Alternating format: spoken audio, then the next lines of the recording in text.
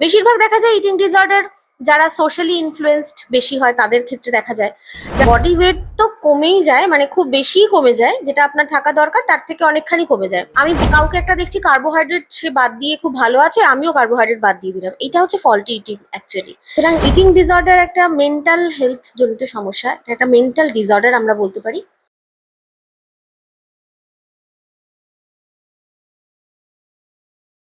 আমি অর্কপ্রভু, আমাদের অনেকের মধ্যেই একটা সমস্যা রয়েছে। খিদে আমাদের পায় না। আবার অনেকে আমরা অনেক বেশি খেয়ে ফেলি, বিঞ্জ ইটিং যেটাকে আমরা বলি। কিন্তু এটা কি আসলে একটা রোগ? সেই বিষয়ে আজকে আমরা জানবো। ইটিং ডিসঅর্ডার, ইটিং ডিসঅর্ডারটা অ্যাকচুয়ালি কি, সেই বিষয়ে আজকে আমাদের সঙ্গে রয়েছেন ডায়েটিশিয়ান আপনার শম্পা ম্যাডাম। তাকে আমাদের আজকে প্রোগ্রামে জানাবো অনেক অনেক স্বাগত। নমস্কার ম্যাডাম।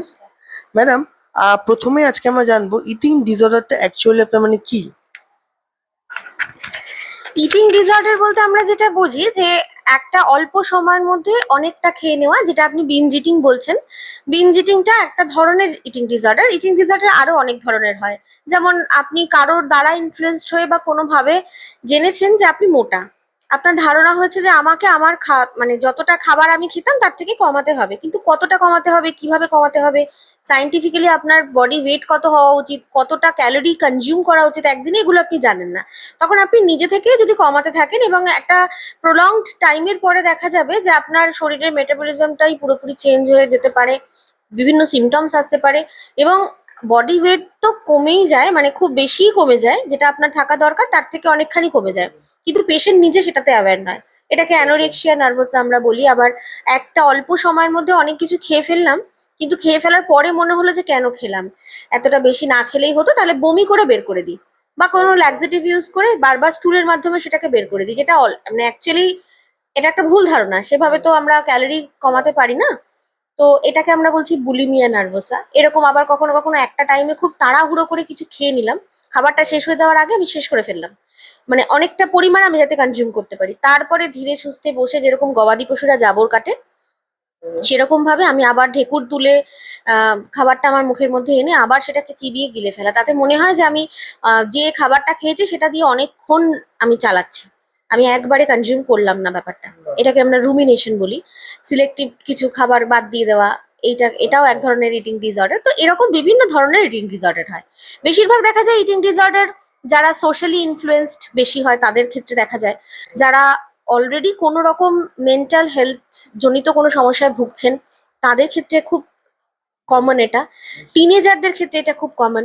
কিছু প্রফেশন আছে যেমন মডেলিং বা ডান্সিং এর সঙ্গে যারা যুক্ত, তারা একটা নির্দিষ্ট বডি ওয়েট না হলে চান্স পাবো না বা আমাকে আকর্ষণীয় লাগবে না, এই ধারণা থেকে তারা অনেক সময় প্রয়োজনের অতিরিক্ত বডি ওয়েট কমানোর চেষ্টা করেন এবং তার ফলে ভুলভাবে নিজের খাদ্যাভ্যাসটা চেঞ্জ করে ফেলেন। এটাই ইটিং ডিসঅর্ডার। আর আজকালকার দিনে ইটিং ডিসঅর্ডার একটা এমন সমস্যা যেটা সোশ্যালি অনেক বেশি, মানে আমরা বুঝতে পারি না যে আমরা ডিসঅর্ডারে আক্রান্ত, কারণ সোশ্যাল মিডিয়ায় সবসময় দেখছি রোগা হতে বলছে, কিভাবে রোগা হওয়া যায় তার অনেক টিপস আমরা দেখতে পাচ্ছি সোশ্যাল মিডিয়ায়, কিন্তু কোনটা আমার জন্য ঠিক বা কোনটা অ্যাকচুয়ালি সায়েন্টিফিক সেটা আমরা জানছি না। তো সুতরাং ইটিং ডিসঅর্ডার একটা মেন্টাল হেলথ জনিত সমস্যা, এটা একটা মেন্টাল ডিসঅর্ডার আমরা বলতে পারি, যেটা food related. Faulty eating are eating আপনার ডিসঅর্ডারের মধ্যে আপনার পার্থক্যটা কি? ফল্টি ইটিং মানে হচ্ছে যে আমি নিজের ইচ্ছায় কোনো একটা খাবার বাদ দিচ্ছি বা কাউকে দেখে, ধরুন কোনো কোনো বাড়িতে যেমন নিয়ম থাকে যে এই জিনিসটা বাড়িতে রান্নাই হয় না, তো সে কোনো পরিবারের সদস্যরা সেই খাবারটা খেতেই শেখে না, বা আমি কাউকে একটা দেখছি কার্বোহাইড্রেট সে বাদ দিয়ে খুব ভালো আছে, আমিও কার্বোহাইড্রেট বাদ দিয়ে দিলাম, এটা হচ্ছে ফল্টি ইটিং অ্যাকচুয়ালি। কিন্তু ইটিং ডিসঅর্ডার ঠিক এটা নয়। ইটিং ডিসঅর্ডার মানে হচ্ছে যে কার্বোহাইড্রেটটা আমি বাদ দিচ্ছি এটার জন্য যে আমার ওজনটা যাতে কমে, এবং কতটা কমানো দরকার সেটা আমি জানছি না, মানে কতক্ষণ রেস্ট্রিকশনটা রাখা দরকার সেটাও জানছি না, আমি আমার নিজের ইচ্ছে মতন একটা রেস্ট্রিক্টেডই লাইফ লিড করছি। এইটা হচ্ছে ইটিং ডিসঅর্ডার।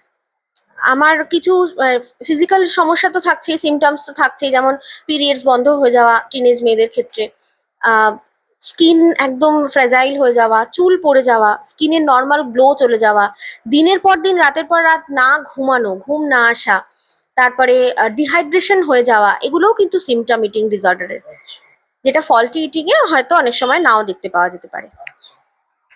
ম্যাম, কখন আমরা মানে বুঝবো যে আমাদের এখন আপনার আপনার একটা মানে প্রফেশনাল হেল্প মানে আপনার মানে লাগবে বা মানে দরকার? প্রফেশনাল হেল্প তখনই নিতে হবে, অবশ্যই প্রফেশনাল হেল্প নিতে হবে ইটিং ডিসঅর্ডার হলে।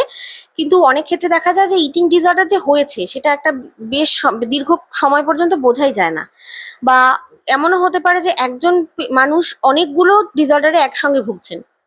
তো সেক্ষেত্রে প্রফেশনাল হেল্প নিতেই হবে, কারণ সিমটমস যখন দেখা যাবে, যেগুলো বললাম যে অনেক দিন ধরে রাত্রে ঘুম না আসা, সবসময় অস্থির লাগা, বা দিনের বেলাতেও সবসময় খুব টায়ার্ড লাগা, সবসময় ঘুম পাওয়া, চুল পড়ে যাওয়া, ডিহাইড্রেটেড থাকা, এগুলো যদি রিলেটেড ঘটতে চলতেই থাকে, সেক্ষেত্রে প্রফেশনাল হেল্প নিতে হবে।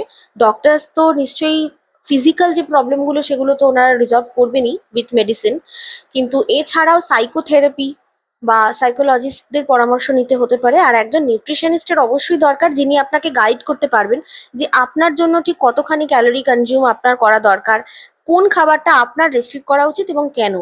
কারণ একজন দক্ষ নিউট্রিশনিস্টই কিন্তু আপনাকে বোঝাতে পারেন যে আপনার ইটিং হ্যাবিটটা কোথায় ভুল বা সেটাকে কিভাবে ঠিক করতে হবে।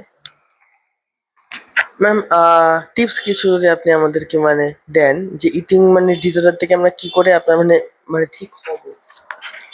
টিপস বলতে গেলে এটাই বলবো যে ইটিং ডিসঅর্ডার অনেক সময় অনেক কারণে অনেকভাবেই হতে পারে, কিন্তু আমাদের ফোকাস রাখতে হবে যে শুধু ওজন কমানো নয় বা বডির শেপটা ঠিক রাখাই আমাদের লক্ষ্য নয়। ব্যালেন্সড মিল নেওয়া এবং ফিজিক্যালি, সোশ্যালি, মেন্টালি ব্যালেন্সড থাকা, এইটা সব থেকে বেশি জরুরি। তাহলে ইটিং ডিসঅর্ডার থেকে মুক্তি পেতে পারি আমরা। Thank you so much ma'am আজকের জন্য। আমরা আবারও এরকম অন্য মানে আপনার মানে একটা মানে পডকাস্ট নিয়ে আমরা আবারও আসবো। আজকের পডকাস্টটা এই অবধি। নমস্কার।